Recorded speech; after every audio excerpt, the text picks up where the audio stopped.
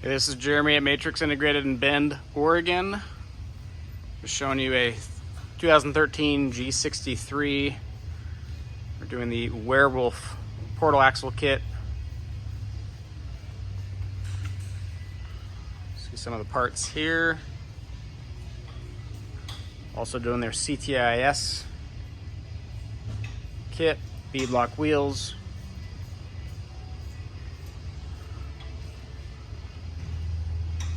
We will show you more as we go. This truck was on, I think, 35s. Let's see. Yep, 35, 12.5/18s.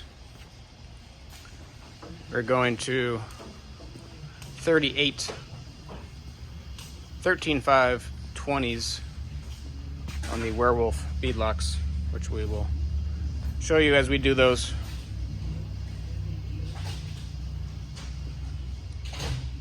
Again, Jeremy at Matrix Integrated Bend, Oregon will show you many videos as we go along.